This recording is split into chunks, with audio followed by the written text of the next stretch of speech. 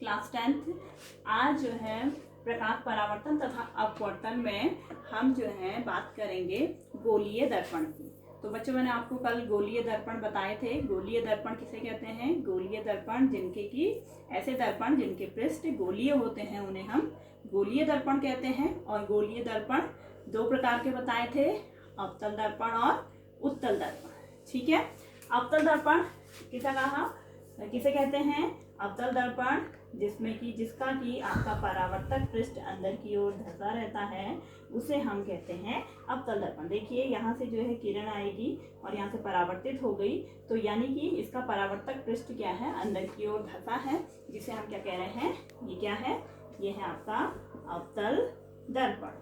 ठीक है, और ऐसा गोलीय दर्पण जिसका परावर्तक पृष्ठ उभरा होता है वो कहलाता है आपका उत्तल दर्पण। ठीक है, देखिए ये मैंने बनाया, इसमें जो है इसका परावर्तक पृष्ठ उभरा हुआ है। ये आपका यहाँ से किरण आएगी, कोई प्रकाश की किरण आई, ये परावर्तित हुई, तो ये जो है आपका, ये क्या हो गया? ये है आपका उत्तल दर्पण। ठीक है, इसमें बिल्कुल कंफ्यूज नहीं करना है। आपका अवतल दर्पण जिसमें कि आपका परावर्तक पृष्ठ अंदर की ओर धंसा है, और उत्तल दर्पण जिसका कि परावर्तक पृष्ठ बाहर की ओर उभरा हुआ है। ठीक है, अब जो है चाहे अवतल दर्पण है चाहे उत्तल दर्पण है, दोनों ही दर्पणों में जो है आपके प्रतिबिंब जो बनते हैं, उन प्रतिबिंब को कैसे बनते हैं इसको जानने से पहले बच्चों आपको इससे रिलेटेड कुछ टर्म जो है वो पता होना चाहिए, जिससे कि अगर हम किरण आरेख के द्वारा जब प्रतिबिंब को दर्शाएंगे तो वहां पर आपको इन टर्म के बारे में अच्छे से पता होगा। ठीक है, तो देखिए, मैं कोई सा भी दर्पण हम ले सकते हैं, दोनों में ही जो है आपके टर्म सेम ही रहेंगे। ये मैंने लिया आपका अवतल दर्पण। ठीक है, कोई भी जो आपका गोलीय दर्पण है उसमें एक क्या होता है, उसके जो परावर्तक पृष्ठ होता है, इस परावर्तक पृष्ठ का एक जो केंद्र होता है, इस केंद्र को हम बोलते हैं, क्या? ध्रुव। ठीक है, और इसको हम P से डिनोट करते हैं। माना ये हमारा क्या है? हमारा एक अवतल दर्पण का परावर्तक पृष्ठ है, तो इसमें जो आपका केंद्र है, ये केंद्र, इसको हम P से डिनोट करेंगे, और P फॉर ध्रुव यानी कि पोल। ठीक है, अब देखिए, कोई भी जो गोलीय दर्पण होता है वो किसी न किसी एक गोले का भाग होता है। ठीक है, किसी न किसी गोले का भाग होगा। अगर आप इसे देख लेंगे इस प्रकार से आगे को बढ़ाएंगे तो एक गोले का भाग ही दिखेगा आपको। तो अगर गोला है तो गोले का क्या होता है? एक केंद्र होता है। तो ठीक इसी प्रकार से इसका भी एक केंद्र है जो गोले का ही केंद्र है, जिसको कि हम क्या कहते हैं? वक्रता केंद्र। ठीक है, माना ये गोले का केंद्र, ये है इसका केंद्र, इस दर्पण के लिए वक्रता केंद्र, जिसको हम C से डिनोट करते हैं। ठीक है, अब क्या होता है? गोले का भाग है, अगर इस गोले से, चूंकि गोले का भाग है तो इसके केंद्र से अगर हम इसकी परिधि को एक रेखा मिलाएंगे तो उसे हम क्या बोलेंगे? वक्रता त्रिज्या। ठीक है, तो अगर मैं इसको C से P को मिलाती हूँ, ये हमारा बिंदु P है, ये बिंदु C है, तो C से P तक की दूरी क्या है? ये एक गोले की त्रिज्या होती है, जिसको यहाँ पर हम बोलते हैं क्या? वक्रता त्रिज्या। ठीक है, क्या बोलते हैं? वक्रता त्रिज्या, और जिसे डिनोट करते हैं हम कैपिटल R से। ठीक है, ये सब कैपिटल टर्म है। ठीक है, अब आपका जो है ये जो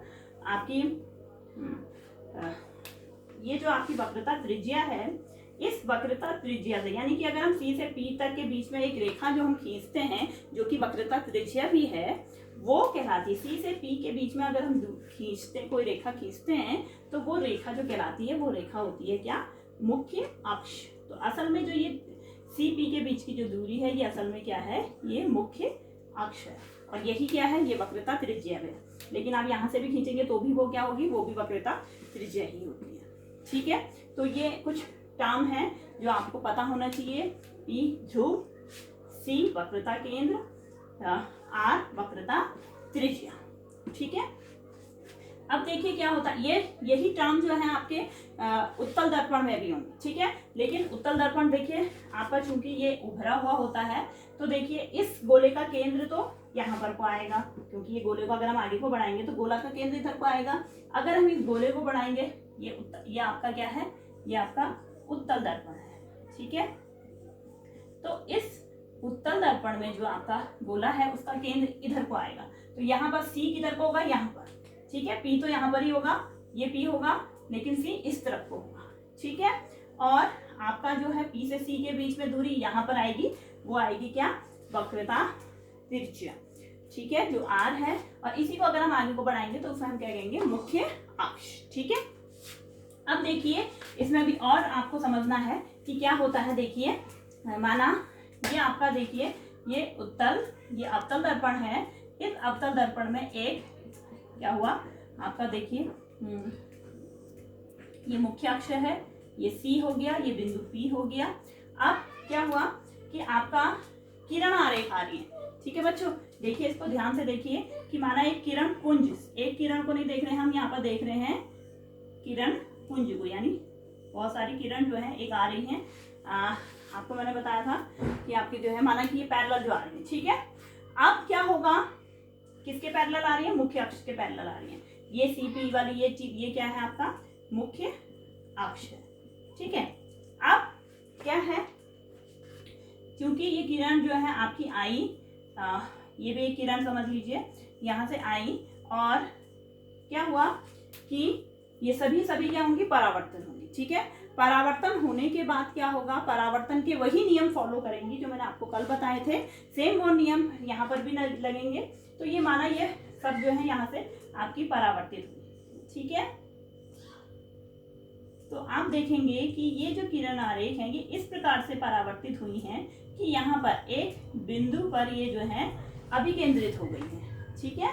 क्या हो गई है, इस प्रकार से ये पृष्ठ से टकराई आपके अवतल दर्पण से, और फिर क्या हुआ, एक बिंदु पर ये क्या हो गई, एक बिंदु पर ये अभिकेंद्रित हो गई। इसको हम बोलते हैं क्या, इसको हम बोलते हैं एफ, यानी कि मुख्य फोकस। तो ये एफ क्या है, ये है आपका मुख्य फोकस, ठीक है। क्या है, मुख्य फोकस, जिसको डिनोट कर रहे हैं हम एफ से, ठीक है। और आपकी जो ये मुख्य फोकस है, आपकी जो ये एफ है, एफ और पी के बीच की जो दूरी है, मुख्य फोकस और ध्रुव के बीच की जो दूरी है, वो दूरी कहलाती है आपकी क्या, वो दूरी कहलाती है फोकस दूरी, ठीक है। यहाँ से यहाँ तक की बीच की दूरी, यहाँ से यहाँ तक की बीच की दूरी ये कहलाती है फोकस दूरी। इसे हम क्या कहेंगे, फोकस दूरी, और इसे हम स्मॉल एफ से रिप्रेजेंट करते हैं, ठीक है। मुख्य फोकस को हम एफ से, कैपिटल एफ से प्रेजेंट कर रहे हैं, और फोकस दूरी यानी एफ और पी के बीच की जो दूरी है उसे फोकस दूरी कह रहे हैं, जिसे कि हम स्मॉल एफ से रिप्रेजेंट करते हैं, ठीक है। और यहाँ से यहाँ तक की भी दूरी, पी से सी तक की दूरी, जिसे हम वक्रता त्रिज्या बोलते हैं, उसे हम कैपिटल आर से डिनोट करते हैं, ठीक है। तो इनमें फोकस दूरी में देखिए यहाँ से जितनी दूरी होती है, यहाँ से यहाँ तक की दूरी भी, एफ से पी तक की दूरी जितनी है वो एफ से सी तक की दूरी भी इतनी ही होती है। इसलिए जो है आर जो होता है, are is equal to 2f, ठीक है, are is equal to 2f। तो यहाँ पर जो है वक्रता त्रिज्या और फोकस दूरी के बीच में जो संबंध है वो संबंध है आर इक्वल टू 2f, यानी कि वक्रता त्रिज्या फोकस दूरी के दुगनी होती है, ठीक है। अब जो है आपका जो ये जो परावर्तक, जो भी एक परावर्तक पृष्ठ है, ये गोलीय परावर्तक पृष्ठ है, तो इसका क्या होता है, अपना एक, इसका अपना एक व्यास होता है, इसको हम बोलते हैं इसका द्वारक, ठीक है। क्योंकि उसकी एक अपनी एक वृत्ताकार सीमा होती है, तो उस वृत्ताकार सीमा को हम क्या बोलते हैं, उस वृत्ताकार सीमा को हम बोलते हैं द्वारक, ठीक है। क्या बोलते हैं, द्वारक बोलते हैं। और इस द्वारक को देखिए यहाँ पर से एम और एन से डिनोट करा, ठीक है। क्या है ये द्वारक, एम और एन, ठीक है। एम और एन के बीच की जो दूरी है वो आपकी द्वारक, ये एम और एन जो है ये वृत्ताकार सीमा जो है ये कहला रही है आपकी क्या, द्वारक, ठीक है। तो बच्चों ये कुछ टर्म हैं जो कि आपको याद रखने हैं, चाहे वो आपका उत्तल दर्पण, ये मैंने आपका अवतल दर्पण बताया है, अवतल दर्पण हो चाहे वो उत्तल दर्पण हो वो सेम ही रहेंगे। देखिए यहाँ पर ये केंद्र, यहाँ पर क्या हुआ, यहाँ पर इसका जो है मुख्य फोकस इधर को हुआ है, लेकिन उत्तल दर्पण में आपका मुख्य फोकस, क्योंकि ये इस तरफ हुआ है तो मुख्य फोकस आपका यहाँ पर होगा। ठीक है, तो ये जो है आपके कुछ टर्म हैं जो कि आपको समझ में आने चाहिए, और अगर आपको नहीं समझ में आते हैं तो आप फिर मुझे बताइए और फिर मैं आपको इसको मैं दोबारा बताऊंगी। Thank you.